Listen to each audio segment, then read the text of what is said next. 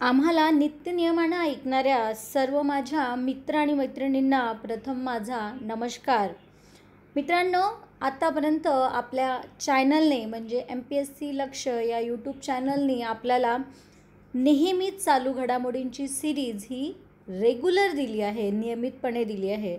जवळपास 1.25 वर्षापासून अगदी नियमितपणे चालू घडामोडींवरती सिरीज आपले सर देतात आहेत. शिवाय रोज 1 किंवा 2 किंवा 3 असे काही प्रश्न देण्यात येतात, जो भाग शिकविला जातो त्याच्यावरती. आणि मंथलीसुद्धा एक व्हिडिओ आपल्याकडनं अपलोड होत असतो, ज्याच्यामध्ये महिन्याभरच्या महत्त्वाच्या घटना असतात. तशाचप्रमाणे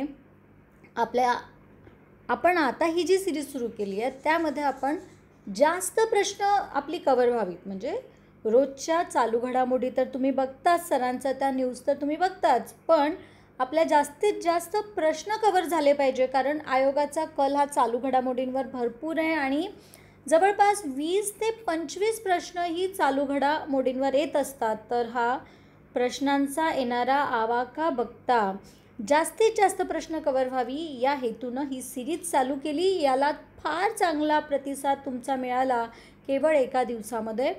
आणि एक प्रश्न विचारण्यात आला होता तुम्हाला, त्याचं उत्तर पण बऱ्याच जणांनी बरोबर दिलं आहे आणि त्यांना माहीत असणारी एक्स्ट्रा इन्फॉर्मेशन पण त्यांनी त्यामध्ये नमूद केली आहे. तर आपला प्रश्न असा होता कालचा की कुठल्या जिल्ह्याने 100 तासात 11,000च्या वर टॉयलेट्स बांधण्याचा विक्रम केला आहे.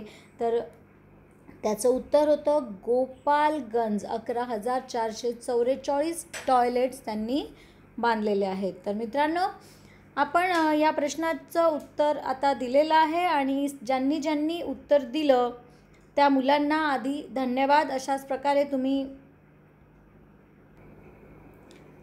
यामध्ये सारिका दिघे, पांडुरंग राऊत, वैभव गडवाले आणि किरण मसाणे इत्यादी विद्यार्थ्यांनी योग्य उत्तरे दिली आहेत. आणि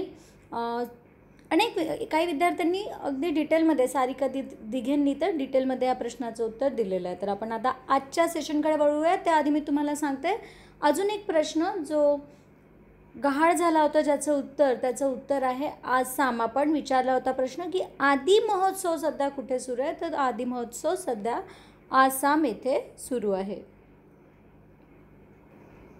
आजचा पहिला प्रश्न, वातावरणातील बदलामुळे लुप्त झालेला जगातील पहिला सस्तन प्राणी म्हणजेच हा आहे ब्राऊन स्मॉल रॅट. हा छोटासा उंदीर ब्राऊन स्मॉल रॅट हा पहिला सस्तन प्राणी आहे जो विलुप्त झालेला आहे क्लायमेट चेंजमुळे, वातावरणातील बदलांमुळे. तर हा कुठल्या देशातील आहे? याला ऑप्शन दिले आहे. 1 चीन, 2 भारत, 3 रशिया आणि 4 ऑस्ट्रेलिया. तर मित्रांनो, याचं उत्तर आहे 4 ऑस्ट्रेलिया आणि या उंदीराचं नाव आहे ब्रॅकली. तर पुढला प्रश्न बघूयात.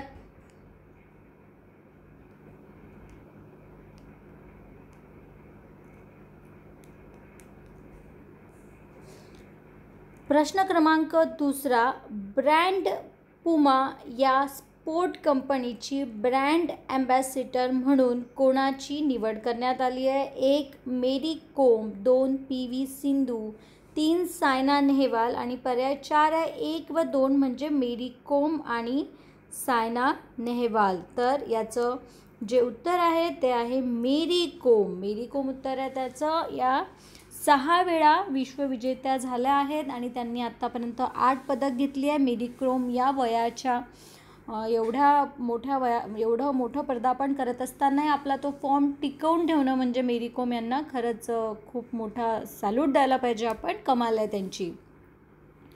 पुढला प्रश्न बघा. स्कीम फॉर ॲडोलसंट म्हणजे सॅगबद्दल खालील विधानांचा विचार करा.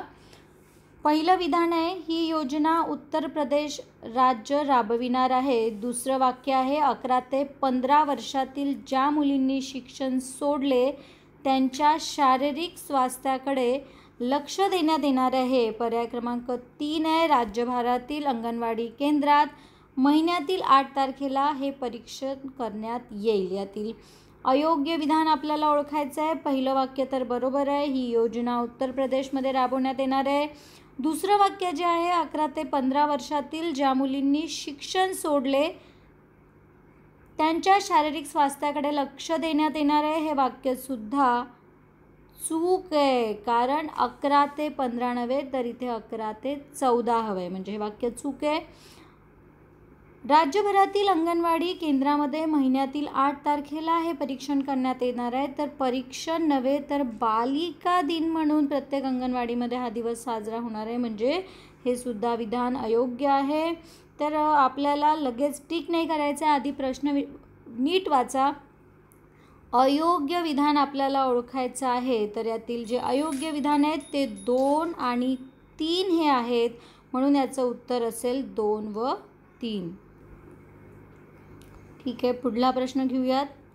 दुर्मिळ अशी बेडकाची प्रजाती झुलॉजिकल सर्वे ऑफ इंडियाला नुकतीच कुठल्या राज्यामध्ये आढळली? कुठल्या राज्यामध्ये दुर्मिळ अशी ही बेडकाची प्रजाती आढळली आहे, असा प्रश्न विचारण्यात आलेला आहे.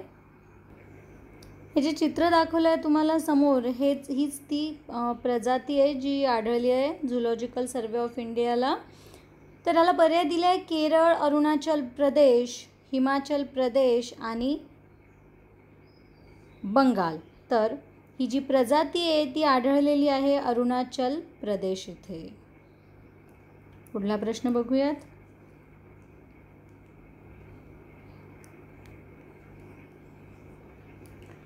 रशिया, इंडिया आणि चायनाची 16वी संयुक्त बैठक कोठे होणार आहे? 1 मॉस्को, 2 उझेन, 3 दिल्ली, 4 बीजिंग. हा जो तुम्हाला फोटो दिसतोय हा जी झालेली बैठक आहे, संयुक्त बैठक यापूर्वीची, त्याचा आहे. आणि आता जी 16वी संयुक्त बैठक आहे ती चायनामध्ये उझेन इथे होणार आहे, म्हणून याचं उत्तर असेल पर्याय क्रमांक 2 उझेन. पुढला प्रश्न घेऊयात. कुठला जिल्हा हा भारताचा तटरक्षक जिल्हा म्हणून घोषित झालेला आहे? म्हणजे आता तिथे स्टेशनसुद्धा तयार झालेलं आहे. तर तो जिल्हा आहे थुथुकुडी, म्हणजेच पर्याय क्रमांक 1 हे त्याचं उत्तर आहे. 2, 3 किंवा 4 यापैकी एकही उत्तर बरोबर नाही. थुथुकुडी हे जे आहे हे तुम्हाला तामिळनाडूमध्ये दिसेल. तामिळनाडूमध्ये थुथुकुडी हा भाग दिसेल. आणि तामिळनाडूचे जे चीफ मिनिस्टर आहे त्यांचं नाव आहे A.K. पलानीस्वामी आणि इथले जे राज्यपाल आहेत त्यांचं नाव आहे बनवारीलाल पुरोहित. पुढला प्रश्न बघा. खुशी योजना कुठल्या राज्याने सुरू केली आहे? 1 आसाम, 2 ओडिशा, 3 उत्तर प्रदेश, 4 हरियाणा. आपण जास्तीत जास्त योजना पण कव्हर करणार आहे. राष्ट्रीय स्तराच्या ज्या बातम्या आहेत त्या, आंतरराष्ट्रीय स्तराच्या बातम्या, मिळालेले अवॉर्ड्स म्हणजे पारितोषिक, सगळं काही कव्हर करण्याचा प्रयत्न करणार आहे. काय होईल जास्तीत जास्त या दिवशीच्या न्यूज काही पुढल्या दिवशीमध्ये ॲड होऊ शकतात जर जास्त प्रश्न तयार झाली तर. पण असं म्हणजे सगळे प्रश्न कव्हर आपण करणार आहोत. तर बघा, खुशी योजना कुठल्या राज्याने सुरू केली आहे? 1 आसाम, 2 ओडिसा, 3 उत्तर प्रदेश आणि 4 हरियाणा. तर खुशी योजना ही जी आहे ती ओडिसा म्हणजेच भारतातील ओडिसामध्ये ही योजना ही राबविण्यात येणार आहे. आणि या योजनेचं काय ध्येय आहे? तर या योजनेचं ध्येय आहे वर्ग 6वी ते 12वी पर्यंतच्या सर्व विद्यार्थिनींना सॅनिटरी नॅपकिन्स प्रोव्हाइड करायचे. कशासाठी ही योजना राबविण्यात येत आहे? तर मुलींमध्ये हेल्थ आणि त्यांचं हायजीन चांगलं असावं, त्यांना आनंद मिळावा म्हणून मुलींसाठी आज एक अवेअरनेस लोकांमध्ये निर्माण होत आहे. तर यामुळे 17.25 लाख विद्यार्थिनींना याचा फायदा होईल असं बोललं जात आहे. आणि त्यांना सबसिडाइज रेंजमध्ये म्हणजे कमी पैशामध्ये ते सगळं मिळणार आहे. सॅनिटरी नॅपकिन्स मिळणार आहे. असं म्हटलं जातं की 466 करोडचा हा प्रोजेक्ट आहे. खुशी योजना हा ओडिसामध्ये राबविण्यात येतो आहे सगळ्यात पहिल्यांदा. आणि आपल्या सगळ्यांना माहिती आहे की ओडिसाचे जे कॅपिटल आहे ते आहे भुवनेश्वर आणि इथले जे CM आहेत जे आता आपल्याला इथे दिसत आहे त्या फोटोमध्ये हाताची घडी बांधलेले त्यांचं नाव आहे नवीन पटनायक आणि जे राज्यपाल आहे ओडिसाचे त्यांचं नाव आहे गणेशी लाल. पुढला प्रश्न बघूयात. आपण कालपासून बघतोय की ISSFचे जे इनॉग्रेशन झालेलं आहे ते दिल्लीला झालेलं आहे. तर यामध्ये अपूर्वी चंदेला यांना या ISSFच्या स्पर्धेदरम्यान सुवर्णपदक किती मीटर लांबीच्या याच्यामध्ये मिळालेला आहे, मीटर एअर रायफलमध्ये मिळालेला आहे असा प्रश्न बघा विचारलेला आहे. याचे पर्याय दिले आहे 20 metre air rifle, 2 40 metre air rifle, 3 30 metre air rifle आणि 4 10 मीटर एअर रायफल. तर याचं उत्तर आहे पर्याय क्रमांक 4 10 मीटर एअर रायफल. याच आहेत अपूर्वी चंदेला ज्यांनी हा भारताला बहुमान मिळवून दिलेला आहे. ISSFचा जो लॉंग फॉर्म आहे तो आहे इंटरनॅशनल शूटिंग स्पोर्ट फेडरेशन. परत एकदा सांगते, इंटरनॅशनल शूटिंग स्पोर्ट फेडरेशन. आणि याचं जे हेडक्वार्टर आहे ते म्युनिकला जर्मनी येथे आहे. पुढला प्रश्न बघा. मुख्यमंत्री युवा स्वाभिमान योजना कुठल्या राज्यानं राबविण्याचा निर्णय घेतला आहे? तर मुख्यमंत्री युवा स्वाभिमान योजना ही सध्या मध्य प्रदेश इथे राबविण्याचा निर्णय घेतलेला आहे. मध्य प्रदेशचे जे सद्यस्थितीमध्ये चीफ मिनिस्टर आहेत ते आहेत कमलनाथ सिंग आणि इथल्या ज्या राज्यपाल आहेत त्या गुजरातच्या पूर्व मुख्यमंत्री राहिलेल्या आनंदीबेन पटेल या तिथल्या राज्यपाल आहेत. सध्या आनंदीबेन यांच्याकडे मध्य प्रदेश आणि छत्तीसगड या दोन्ही राज्यांचा कार्यभार हा सोपविलेला आहे. तर सध्या मध्य प्रदेशला खजुराहो हे फेस्टिवलसुद्धा सुरू आहे. पुढला प्रश्न बघूया. सेंट्रल एक्साईज डे कधी साजरा करण्यात येतो? आमच्यामार्फत 1 फेब्रुवारी महिन्यातले जे काही महत्त्वाचे दिवस आहेत म्हणजे वेटलँड डे, त्यानंतर social justice day, international international women's and girls science day. तर अशा प्रकारचे जे डेज आहेत वेगवेगळे त्यांचासुद्धा एक वेगळा व्हिडिओ बनवून तो अपलोड झालेला आहे, तो तुम्ही नक्की बघा. तर सेंट्रल एक्साईज डे हा कधी साजरा करण्यात येतो? सेंट्रल एक्साईज म्हणजे याच्यामध्ये जो कर GSTमध्ये हा समाविष्ट नसतो हे तुम्ही लक्षात घ्या. तर याचे पर्याय दिले आहे 24 फेब्रुवारी, 23 फेब्रुवारी, 22 फेब्रुवारी आणि 21 फेब्रुवारी. तर याचं उत्तर आहे 24 फेब्रुवारी हा सेंट्रल एक्साईज डे म्हणून साजरा करण्यात येतो आहे. पुढला प्रश्न बघा. भारतीय बँकिंगचे भविष्य या विषयावर कोणी बैठक आयोजित केली होती? रिझर्व्ह बँक ऑफ इंडिया, अर्थ मंत्रालय, नीती आयोग की वाणिज्य मंत्रालय? तर याचं उत्तर आहे नीती आयोग. नीती आयोगाने ही बैठक आयोजित केली होती. नीती आयोगाची स्थापना ही पंतप्रधान नरेंद्र मोदी यांच्यामार्फत झालेली आहे. तर याचंच नाव जे सुरुवातीला होतं ते नियोजन आयोग असं होतं आणि आता ते नीती आयोग असं करण्यात आलं आहे. नीती आयोगाचे जे अध्यक्ष असतात ते आपले पंतप्रधान असतात म्हणून नरेंद्र मोदी हे अध्यक्ष आहे आणि त्याचे जे CEO आहेत ते अमिताभ कांत हे त्याचे CEO आहे. तर मित्रांनो पुढला प्रश्न घेऊया. स्किल इंडिया कॅम्पेनचे ब्रँड ॲम्बॅसिडर म्हणून कोणाची नियुक्ती करण्यात आली आहे?